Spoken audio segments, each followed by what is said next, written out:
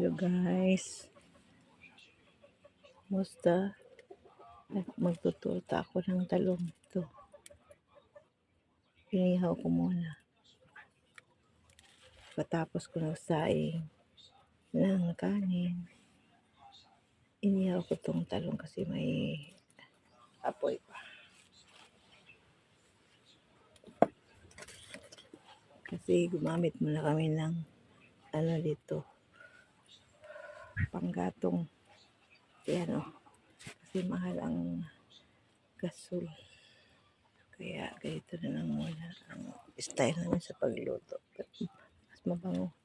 Kaya saing muna ako pagkatapos ng maluto. Ito na naman ang inihaw ko.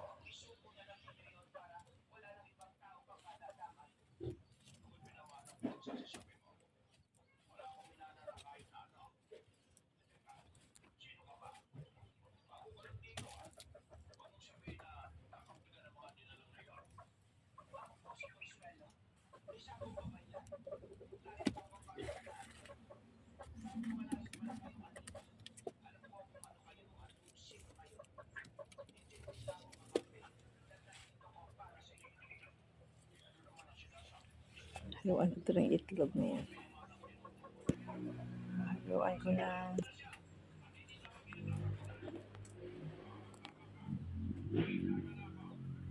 haluan ko ng 4 na itlog guys. Tulo-tulo siya. Inihaw kong talong na gagawin kong torta. Mabango kasi ang inihaw na talong kaysa nilaga pag ito torta. Sa Manila kasi walang mga apoy na ganyan kasi bawal pagka magkaroon ng sunog. Hindi kagaya sa probinsya na nandito na lahat. Kaya ito ngayon ang gagawin ko.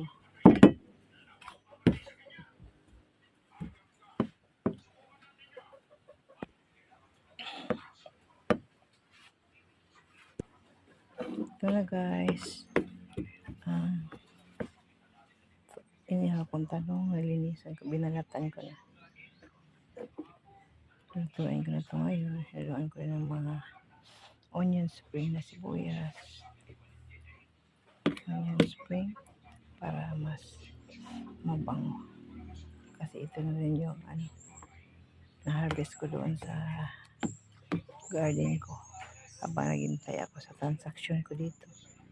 Ayan. May tayo magpalabasa. Malunggay. So, pag uwi ko ng Maynila, marami silang mga harvest. Ito na guys. Luto ko na ang torta ng talong. Inihaw na talong. Ang ginawa kong torta.